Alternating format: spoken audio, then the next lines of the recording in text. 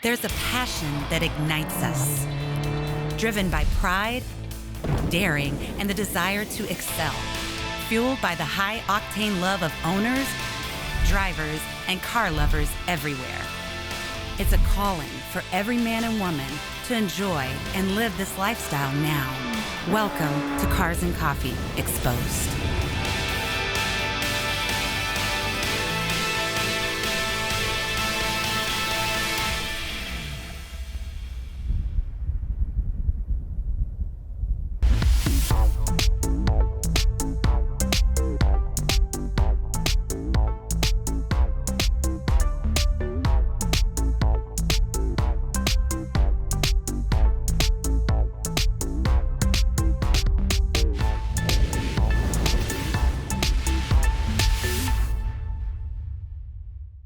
Aubrey Zelenka, I mean, you are like, you look as cool as your car, first of all. Let's just talk about that. Well, thank you. I try to match. You do it well. And this car, I don't even know where to begin with it because it started off as one thing. It has morphed into something completely in its own lane. It's a one of one. So bring us through that process. Yes, so it started, actually my husband started it. It's a 1946 Ford business coupe with a lot of extra body parts. So there's some resemblance of the original form of it, but then you start to look like, what is this? What's that? But it resembles a Zephyr. That was the kind of point of it, to have that style. And you call it the Poor man's Zephyr. But it's really not, because at this point. Yeah, if we charged our hourly rate and, you know, all the things that were put into it, yes, we could have bought a brand new Zephyr. My husband started it. I came in when it was bare metal, and he had the initial vision, and then we have a very Art Deco. We love Art Deco. That's like our biggest thing. We love everything. We're very eclectic, but Art Deco is our like heart source.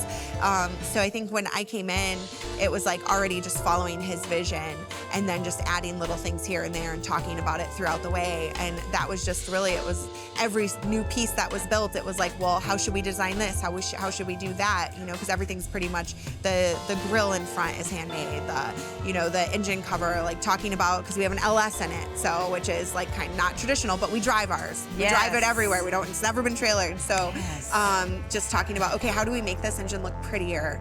So drawing a design, and I'm like, okay, here. And then he goes and rolls it out because he's very good at that. So yeah. Both of you were involved in the vision. Yes. Speaking Art Deco, that instrument panel is a work of art. Yes. It looked like, I don't know if you guys did the dash around it, because that's what it kind of looks like, but you did an amazing job on that, because thank you. Yeah, it's just gorgeous. Where did that come from? So it started with the original dash, and then had to piece in some panels to widen it, and then 49 Chrysler dash in the center. So it's kind of like the ship, you know, the captain at the head of the ship in the center. And then he actually designed the center console, and then we kind of just worked together. He'd be like, what do you think about these beads? And what do you think about these steps? And then looking for, you know, there's actually a boat radio with Bluetooth hidden in it, because that was the only thing small enough we could find to go inside, because it's a very small space that it comes down to. I've always loved cars. My husband he just grew up in like his dad was into drag racing, and he started working on a car when he was like 15 years old in his garage. Me, I grew up out in a swamp, and, you know, I was just always grew up very eclectic, and I learned welding at a really young age. And so when I met him, he was always just working on a car. And it was like, okay, well, like, I'm gonna do more welding. And I had a business doing leather work, and I did stuff for the steel mill. And then so we started incorporating metal work. And then it just kind of took off, where it became this business for both of us, and taking in client cars. Because I had the business aspect, and he had the like more knowledge. He's a great painter. He did auto body for 30 years. So we kind of just combined all of our skills together and like learned from each other with certain things, and kind of just like made this little whirlwind. A match made in heaven. Yeah. Obviously it works, because if you guys did this together, and that's what comes of your union, then you're doing amazing. Yeah, it's our baby. What are the responses that you get when you're driving it? The best response was in Louisville, and he had a very southern draw, and he said, "This looks like water. Get yourself a drink." Oh, I love and that. I loved that. I was like, that's perfect. I'm like so smooth and slick, and like, you know, So I really like that one. But Well, I'm really excited just to spend time with another woman in the business. Likewise, I just yes. love what you're doing, the way you're doing it. Yes. Keep on, girl. I'm Yes. proud of you. Thank you. Thanks for sharing it with us. It's Thank you. gorgeous. Yeah.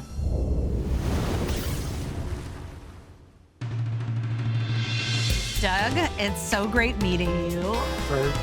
I am so excited to hear about this car because I just took a look at it and it's incredible. Thank you. Thank you. It's beautiful, and we don't get to see one of ones many times here, but you have one, and indeed it is a one of one. It's a one of one. It's the H.R.G people aren't real excited about this car because it's not a competition car. You know, it doesn't follow the philosophy that H.R.G had in cars, but they made it. It's here. Might as well enjoy it. So give us that history about H.R.G. They started in '36. They started making competition cars, and they were lightweight competition cars. They did really well. Hill climbs, trials cars, big in England. You know, in the U.S. it was more road racing or there it's trials. Who can climb up a hill? You know, it's just a different animal. H.R.G. did very well, and they're very durable little cars, very reasonably priced. They only made 240 some cars in 20 years, but they made money. The company did well, and they prospered, and they made some great cars. This car was the brainchild of Halford in '38. They made one. His partners didn't like it, and that was it. And they stopped. So you really have a prototype. Yeah, that's about what it was. Then the war happened, and all the cars, they ceased production of cars. So when they started back up, this was not one of them they ever started. It's a shame because it's beautiful. It's a pretty car. It's really a show car. It's not a great driver. It's not? No. When you drive a regular H.R.G, it's a lot of fun. Quick steering, Yeah. all that. This is not a great driver. Okay, so it's very engaging. It's a kind of car you want to see or be seen, but you don't want to be driving it. It gives me Downton Abbey. It gives me royalty. Yeah. Like that's what It's got a nice look to it. It's a longer car than the MG airlines, so it's got a little more look to it, I think. There's so much detail. Like we were talking about earlier when we were looking at the car, the wood paneling, the craftsmanship. I could never figure out how the English, these small shops, put so much handwork into these cars and made a profit. Handcrafted bodies, they were tremendous woodworkers, everything about them. And you just can't imagine with that low production how they ever made any money. It's a first for me that I've seen this car, and I'm sure it'll be for the viewers too because it's one of one. Well, thanks for coming out. Yeah. I appreciate you guys seeing the whole show. There's a lot of unique cars here. It is. What are you going to bring next year? I never know until. Okay. Keep it on the hush. Yeah. I got you. Okay. Mystery man. Okay. We'll see you next year. All right. See you. Thanks. We'll be right back with more Cars and Coffee Exposed. Promotional consideration provided by... What is Urable? We are a business management system that helps create an exceptional customer experience and improves business operations. As a car enthusiast, you deserve the best, and Urable is the common denominator. With so many detail shops, endless brands of ceramic coatings, window tint, and paint protection film, it's hard to find the right shop for the job. Shops powered by Urable understand the care and quality that your investment requires. Avoid shops that are in the race to the bottom. If you want to identify the best providers in your area, make sure they're powered by Urable. Get ready for an adrenaline-fueled ride with Cars and Coffee Exposed. It's not just a show, it's a whole new automotive experience. Now's the time to claim your spot as a brand partner for the electrifying 2024 season. Partner with us to inject your brand into our high-octane episodes and connect with car enthusiasts live at Cars and Coffee events nationwide. Rev up your marketing strategy today. Contact carsandcoffeeexposed.com and let's accelerate together.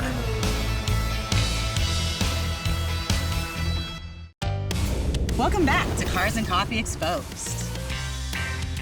Meet Scott Schmaltz. By day, he's a master technician working for Mercedes-Benz. But when he's not fixing high-tech cars, he goes back to the roots of American car culture. As president of the Roman Chariots, a 60-year-old car club out of Blue Island, Illinois, his mission is to keep the passion for automobiles alive for his and the generations to follow. We caught up with Scott and his Mercury 8, cruising the countryside in Crown Point, Indiana. Scott Schmaltz. Yes. Scott, word is on the streets that you are the man. Yeah. Okay, because you are like the actual president of the car club. Yeah. So That's what I've been told, yes. which just means you do everything and you don't get any credit, right? Sure, That's usually yes. what it means. Yeah. So Roman Chariots. Yep.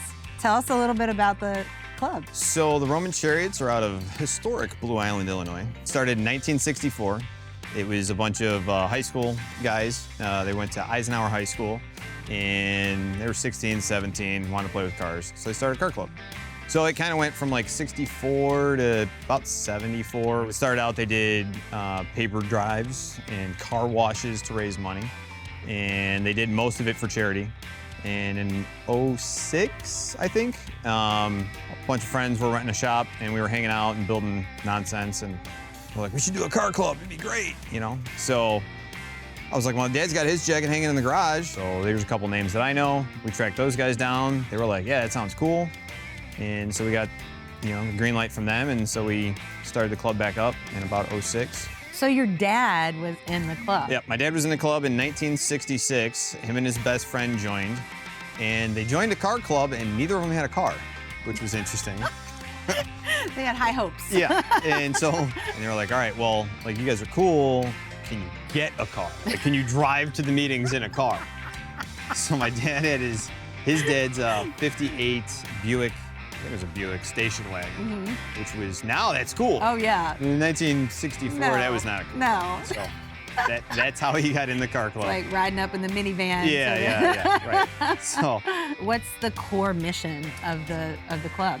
the goal is just to bring back to the community, right? So we do 2 events every year since 2012. And one is at a local special needs school, and we raise all the money for their Special Olympics team.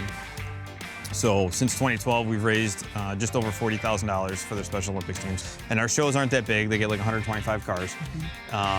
But we don't take any money off the top. So whatever we get in sponsor money, that's what we have for giveaways and whatnot. And then the $20 goes straight to the charity. So you're inspiring the next generation. Hopefully. Yeah. Right. We all hope, right? Right. These car shows, that's what it does. How were you inspired as a kid? So my dad was a big gearhead, but he built model cars, like AMT kits. And so there's like 500-ish in my house right now that he had built through the years. So I had learned everything there was to know about cars through models. But my dad's best friend always had something cool. He had it was like 10, 12, and he picked up a 66 Pontiac with a 329, a 4-barrel, and it was bitching, jump in the back seat, no seat belts, and never sat in, so it's all springy, and he's banging gears, and you're sucked into the seat. It was cool. And you obviously were inspired enough to follow that path as a trade as well. Yep. So I'm a Mercedes mechanic. Okay. Yep, so I work on high-end luxury cars during the day, and then old junk at night. So it's quite the difference in worlds. Yeah, for sure. Dealing with super modern technology and then going to any of our old cars and having to dig through books to find out information that doesn't exist anymore. No doubt. So Scott, you've been collecting for a little bit now. What's in your collection presently? So currently I've got a little 27 Ford hot rod. It's a 27 T-body on a Model A frame with a 46 flathead, juice brakes, all the right parts for a 48 period hot rod. And then my wife's got a 58 Mercury Voyager station wagon. It's teal, 4-door, hard top. It's got 383 push-button trans. It's pretty neat. And then, and this one. Really? Yes. This So must be that's your favorite because this is what you brought. It is. It is my favorite. That car and I actually have a pretty neat history, even though I've just got it last year. It's one that I've had my eyes on for a long time, so it's pretty cool. And you drive it regularly? Yeah, so we picked it up last year, and the guy that I picked it up from, in 30 years, he put about 20,000 miles on it.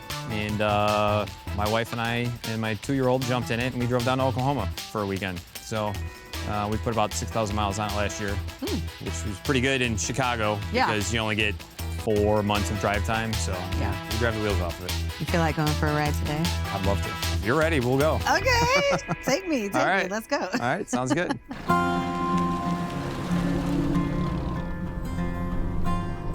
So what year is this Mercury 8, Scott? This is a 1949 Mercury 8. 49. Yeah. And you've had it for how long now? 1 year. Oh, really? Yep. Just bought it March of last year. Do you like to drive it to shows or like, I mean, you don't drive it daily? Actually, I pretty much do in the summer. Okay. Yeah, I drive it to work every morning, and it sits out in the parking lot, and I stare at it and cry because I can't drive it, and then jump back in it and go home. You guys just ever go riding or driving? So yeah, we actually, in this one a little bit, I'll just get up in the morning and be like, they're not going on Sunday, and we'll drive south to farmland and go find a coffee shop or something. My daughters and I did that. We would get in the car, and we would drive down, and we get to a stop sign, and then I'd say, okay, left or right. And then they would say, okay, go left or go right. And we just took drives and saw so much cool stuff. Right. I live in Atlanta, I'm always on a highway. That just really gave us such a cool opportunity to just see the roads and just enjoy the drive and enjoy each other's company. And I feel like this is what that takes me to. Yeah. I'm sure it's been cool for you to do It's that. cool. You know, the car is named Slowpoke, and there's a reason, because it's not fast. You know, it sounds healthy. It does sound, it sounds like it could go. But, you know, it's still just an old flathead, so it's just a cruiser, you know? So getting out, it just loves, you know, 60, 65, one finger on the wheel, just cruising along, you know? This has got original chassis, original suspension. It's got lowered front springs, but that's it. And I think it drives really well for what it is. Yeah. Do you have anything else that you want to do to it that you haven't done yet? No. So I picked this car up and I wanted this car, right? So I have no plans on changing anything about this car. I wanted it for what it is. The only thing I added were 3 stickers. That's all I changed on the car. It's got a flathead in it, which nobody runs. It's unchopped, which nobody runs. You know, there's a lot of little stuff that it's cool for what it is. I thought it was super neat. You know, there's enough cars out there that are chopped. It doesn't need it. True. You know, there's enough LS cars out in the world. But exactly. not everything has to be LS. No, for sure. Contrary to popular belief. Yeah. Jake built the car in 1982 in his 2-car garage, him and his brother-in-law. And he had built it for his brother-in-law. And then his brother-in-law decided it was slow and he didn't want it. So they had put it together. They Frenched the headlights, rounded the hood, shaved the doors, the hood, the trunk, lowered it, put the lake pipes on it, and actually moved the fender trim is now on the door. Filled all the holes because he knew right away he wanted flames. And he had always seen all the cars. Yeah. And the trim was right in the middle of the flames, kind of separates it, and he didn't like it. So he decided that that's what they were gonna do. So then he painted 3 coats of black lacquer in his 2-car garage. And then he took it to a gentleman by the name of Art Offamera, who was a custom painter. And he painted the flames on it in his 1-car garage. And I was told that this is the first flame job he ever did, which is pretty wild because it's an amazing flame job. Yeah. You know, that was the selling point to me on the car as I was a kid. Like it's an awesome fade. Yeah. It's an attention getter. It's like wild, but not at the same thing. Like it's cool. So Classic. yeah, so then they drove it around like that with a stock flathead for like 10 years. And then Jake decided he needed to not be as slow as it was. So he had Motor City flatheads up in Detroit, put this one motor together for him. And it's been like that ever since. So, you know, it's been a long, long time in our area with Slowpoke cruising around. Slow and steady. Yeah. Is the right. So did Jake have all the pinstriping done on it as well? Wow. Yep, so a gentleman that went by DJ, local famous-ish paint striper, did all the original striping. I think he did just the red. Somebody else came after and did the white when Jake needed it touched up. So this car's got a 3-speed manual transmission, but overdrive. So right now I'm in 3rd gear. I don't know if I've ever been in a car with overdrive on a manual. Right. So right now I'm in 3rd, and if I get off the gas and then get back in, I'm in 3 OD. So it makes it like a 5-speed, Yeah. even though it's a manual 3-speed on the column transmission. It's a pretty neat deal. I've been watching you drive it, and I'm like, okay, that's different. Right. Yeah, it's weird the way they got it set up. It's a weird on-off thing. And so like right now I'm in 2nd. So to shift, I just get off the gas, and then back on, and now it's in overdrive. Like rip. You want it to rip? I'll rip it. Yeah. That's what he said. Let's go.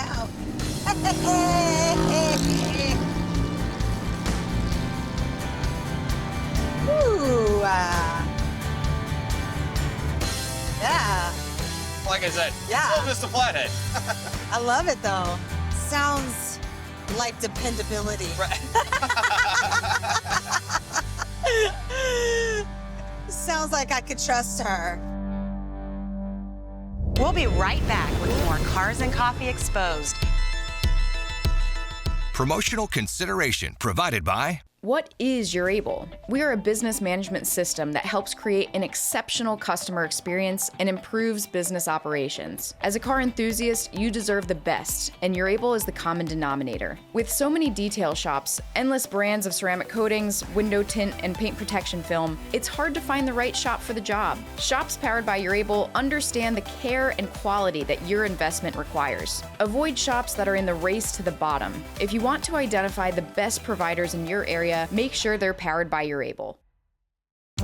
Get ready for an adrenaline-fueled ride with Cars and Coffee Exposed. It's not just a show, it's a whole new automotive experience. Now's the time to claim your spot as a brand partner for the electrifying 2024 season. Partner with us to inject your brand into our high-octane episodes and connect with car enthusiasts live at Cars and Coffee events nationwide. Rev up your marketing strategy today. Contact carsandcoffeeexposed.com and let's accelerate together.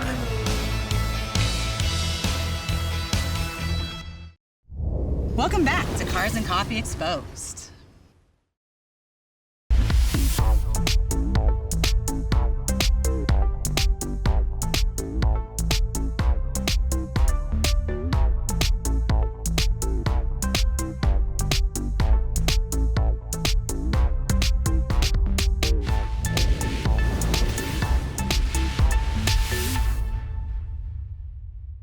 Hi, Neil.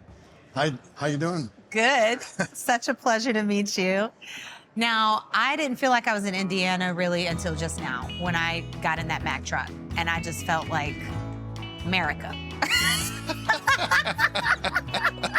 You look good in it. I did. I felt good in it. Yeah. This truck has stood the test of time. It was built for some heavy-duty action. So, Absolutely. yeah, what inspired you to get this truck? It's a long story, but I'll try to make it short as I can. Originally, my dad drove one years ago, so that's brought back memories to that. But I needed something when I farmed part-time to pull my U-Stuck trailer and haul grain. And I didn't want to pull it with my pickup, so my dad said, you need to find an old semi-tractor and fix it up to pull my truck. So I did. So I used that for farming for several years. But then in 1995, I parked it. I was done. Farming is set in the shed until 2011. And my wife asked me, she says, you ever gonna do anything with that old truck? Now, I wanted to restore it, but never got started on it. Yeah. So finally in 2011, the day came. I was afraid to start it because I thought it might be locked up from set in 6 years. So we aired it up with an air compressor and pushed it on a trailer and hauled it up to the local Mack dealership. It was at the Mack dealership for a year. Oh, wow. They went through everything on the motor and everything. There was only one guy that could work on the B model Macks. They were so old, you know, that nobody knew anything about it. So one guy worked on it the whole time I was there. So it was in there for a year and then finally got it going. And from there, I went to the body shop. But when it got all done, I took it back to the Mack dealership and everybody stopped working in the dealership. Oh, I know. When they saw it, they said, that can't be the same truck. And it was the same truck. They were amazed. It's really such a testament to how things were made back then because it's obviously a work truck, but there's just so many beautiful parts to it. The chrome grill, just the way it's made, you know that it was made with care. What are your favorite little? Well, I was big about Bulldogs all my life, yeah. and big about Mack trucks too, because of the Bulldog. It was, you know, but just that style of the B model Mack was set it apart from everything else.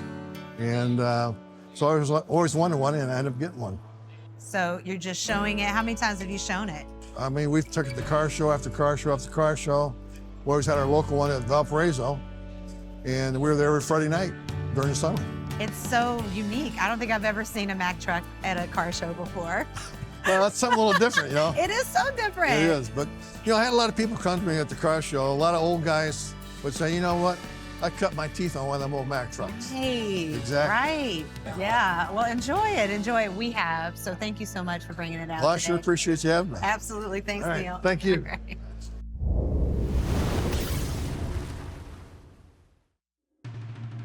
Jim, thank you so much for being with us today. How you feeling on this fine afternoon?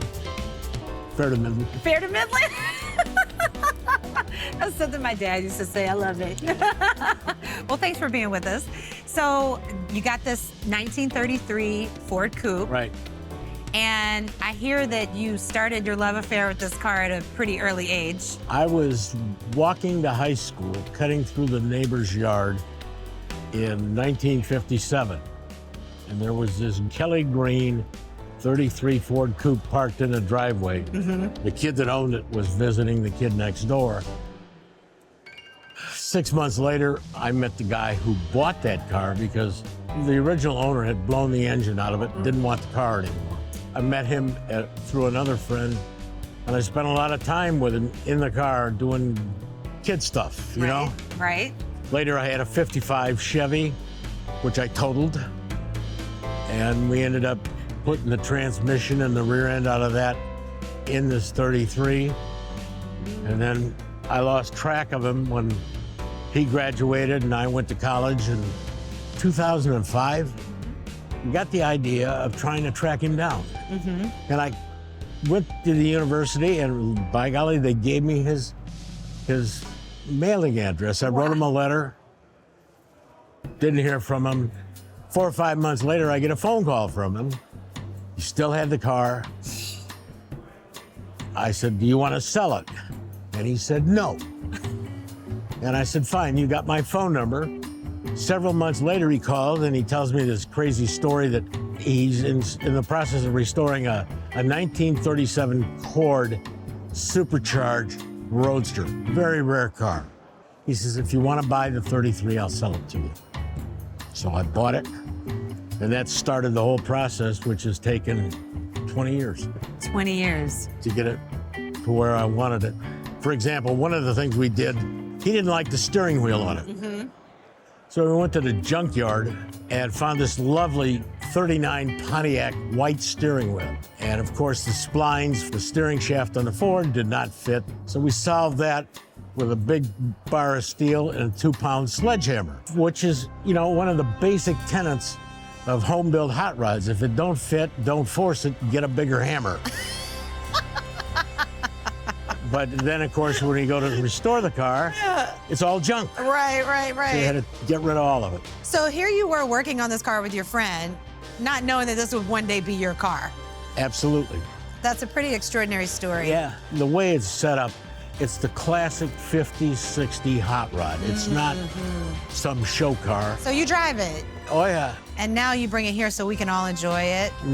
And you've done such a good job of restoring it. It's a beautiful car. Thank you so much, Jim, for bringing it out and letting us enjoy it.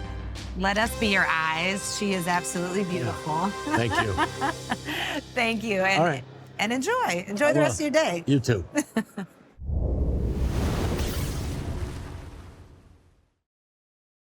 Patrick Slabonic, thank you so much for bringing this beautiful car out today. Yeah. You literally brought it out of a museum to bring it to us to see and to share today. This 1932 Studebaker President. And you do this for a living. I mean, this is what you do because you are the executive director of the Studebaker Museum. I am. Thank you. Yeah, it's quite a job perk. We like to say that we have a little bit of fun in auto museums, and getting out to car shows like this and being able to show off our wonderful collection and connect with enthusiasts and people like yourself is just the highlight of the job. It's exciting, and we appreciate you for all your hard work. The car is beautiful. Yes. So tell us a little bit more about it. Yeah, Give us a so history on it. at the show today, we have the 1932 Studebaker President St. Regis Brougham. That is the absolute top of the line that Studebaker made in that model year. The President was the highest mark that Studebaker made, which featured an inline 8-cylinder engine that Studebaker had debuted in 1928, which is a wonderful engine to power it. The styling is absolutely absolutely stunning and incredible. The timing, of course, was unfortunate because it was 1932 and the country was getting ready to enter the Great Depression. And so it was a challenge to sell the vehicles. Only of the entire President line, only 2,500 were sold that year, and even fewer of the St. Regis Bromes. This car was made to be like the creme de la creme. Yes. How much did that car cost about? A new car cost about $1,750, one of the St. Regis Brome packages, yeah. People were making like 45 cents an hour back then. If they were lucky enough to have a job, yeah, absolutely. Wow, so that's an expensive car. It was, yes. If you're making 45 cents an hour. Was that the beginning of the end for Studebaker? The first time, yeah. So Yeah. Studebaker went into receivership twice. In 32 and 33, Studebaker really struggled with sales, and the company went into receivership, and they were lucky enough to emerge from it. One of the few companies and automakers that could actually go bankrupt the first time and still continue to produce cars. They continued producing all the way until 1966, and we're all lucky for it because they're some of the classic and absolutely stunning Studebaker designs that collectors and enthusiasts everywhere love. A fun fact that people don't know is Studebaker actually produced electric vehicles from 1898 to 1912. And then they, in 1904, they produced their first combustion engine, and they produced combustion engines, of course, all the way until the end.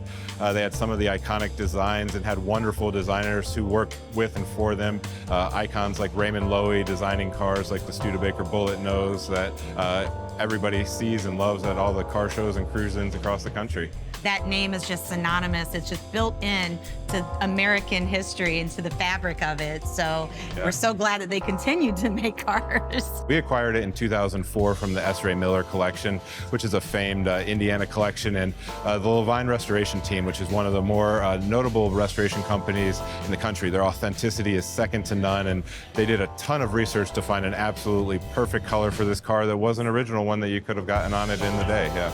Everybody should come and see you all. Absolutely. Where are you Come located? and see the museum. We are in South Bend, Indiana, where Studebaker was headquartered and the primary factories and locations for the entire corporate history. We also have the world's largest presidential carriage collection, which includes the carriage that Abraham Lincoln rode to Ford's Theater the night of his assassination. And to put a very nice bookend on it, we also have the final two Studebakers, the last car that was produced in South Bend, Indiana, and the last car that was produced in Hamilton, Ontario 3 years later in 1966. We tour these car shows because this is a part of who we are, part of our culture, and this is what keeps it alive. Yeah. So people like you doing what you do, the museum, thank you so much. Thank you so much for what you do, Chelsea. Absolutely. It was a pleasure to meet you.